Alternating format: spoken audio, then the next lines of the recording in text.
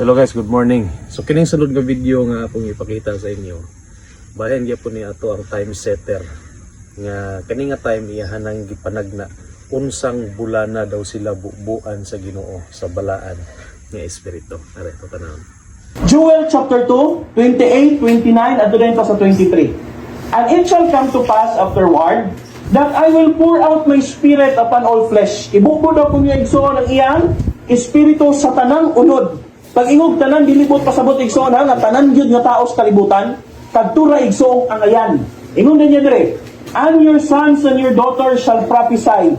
Your old men shall dream dreams. Your young men shall see vision. Pag abot kuno ana nga panahon mga kaigsunan, managna makakita igsoon og mga pananawon kay gibubuan ta sa tibuok gahom sa atong Ginoo. Versikulo 29. And also upon the servants and upon the handmaids in those days will I pour out my spirit. So ibubuo niya igsoon ang iyang espiritu. Kanus ani mahitabo? 23 igsoon.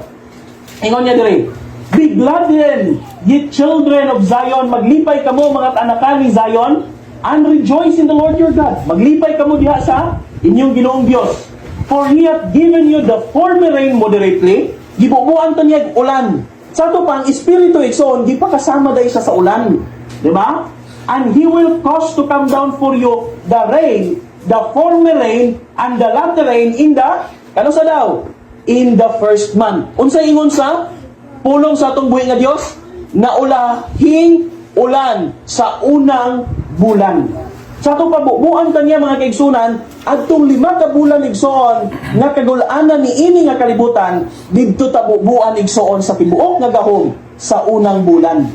Now, Okay. Gamay nga interruption ha.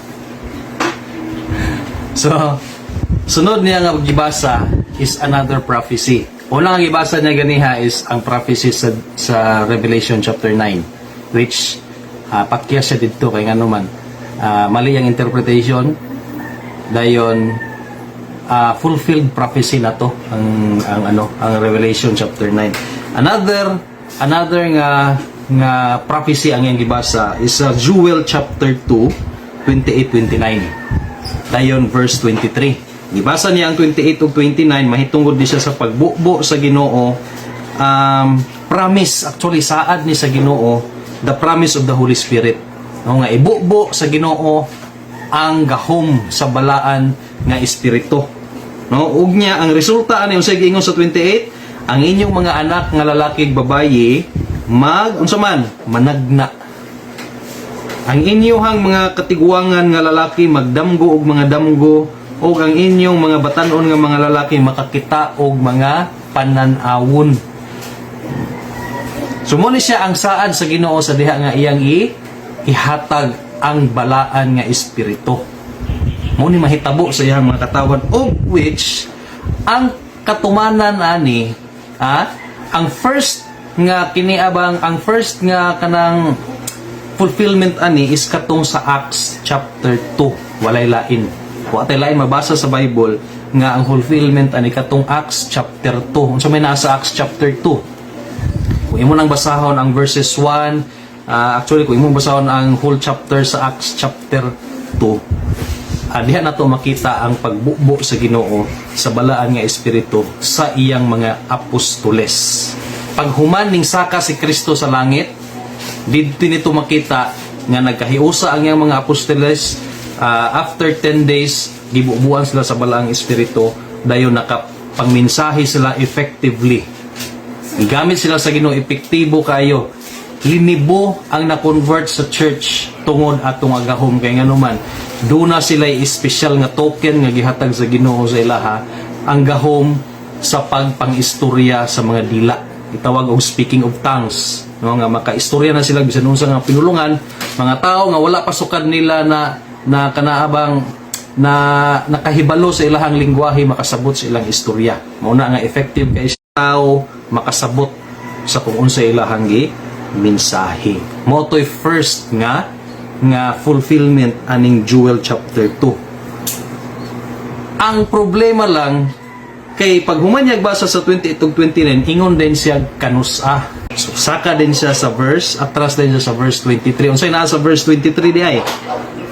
Giingon din hidayon sa propeta nga si Joel, ingon sa verse 23, "Be glad then, ye children of Zion, maglipay ka, mga kaanakan ni Zion, and rejoice in the Lord your God." Maglipay mo sa inyong Ginoo nga Dios, for He hath given you the former rain moderately, and He will cause to come down to you for you the rain, the former rain and the latter rain in the first month.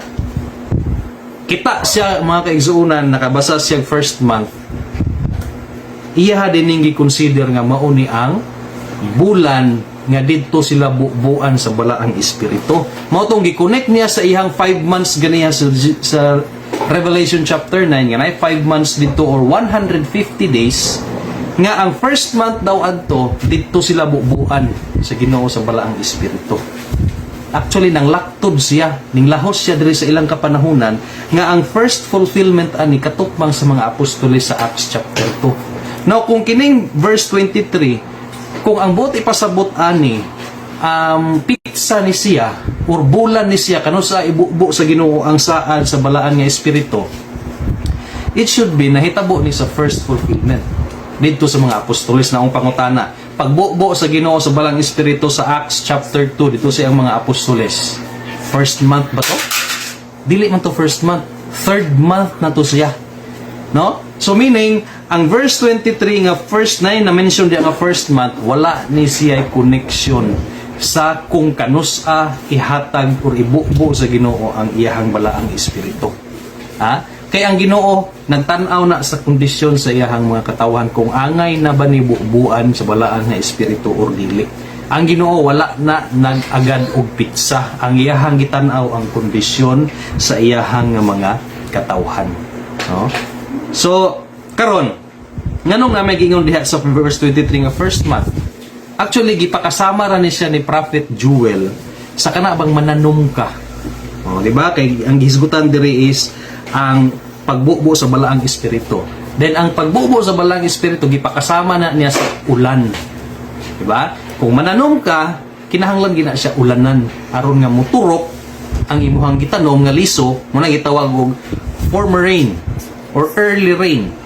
Oh, kinahanglan tububuan aron nga mo turok, and then latter rain is ang continuous na din nga ulan aron nga ang tanom mutubo, makabunga, then makaharvest ka.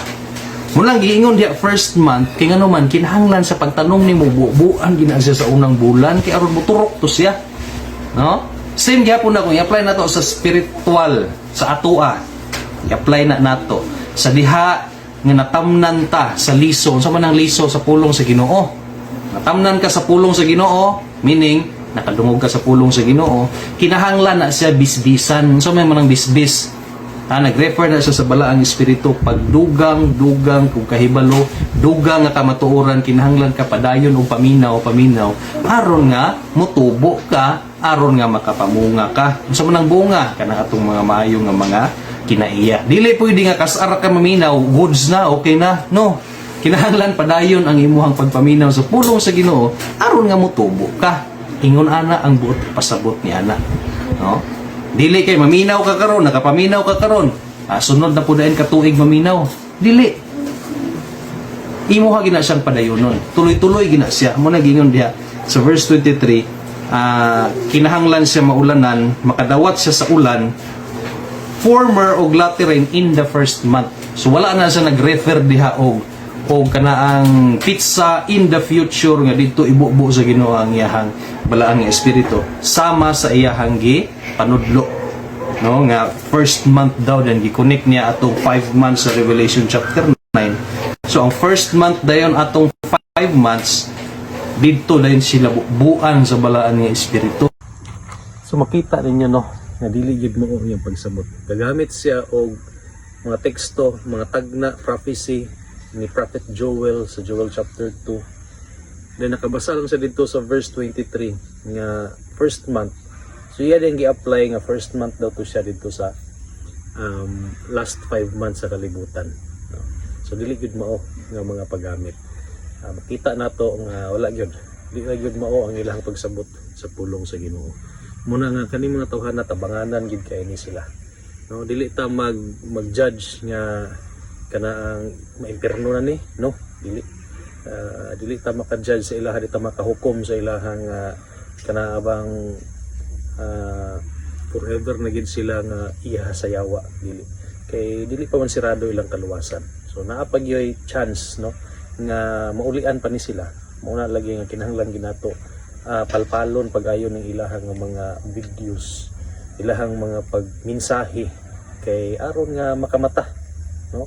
Anang ingon bitaw sa Pinadayag Kapitulo 3 sa bersikulo ana nga ang pagmahal sa Ginoo mao na ang pagpanton, pag-rebuke. So ingana gyud gihapon ang atong ginahimo sa ila. Kini atong pag-post pagpakita sa ilaha nga ang ilahang pagpanudo dili mao. Dili ni siya pagpakaulaw sa ila, dili ni sila pagpunsa, pagpangdaot kun dili pagmahal ni nato sa ilaha aron nga sila unta maka-realize, no, nga naa pa day mga katawhan nga concern sa ilaha. God bless sa tanan ug amping kanunay.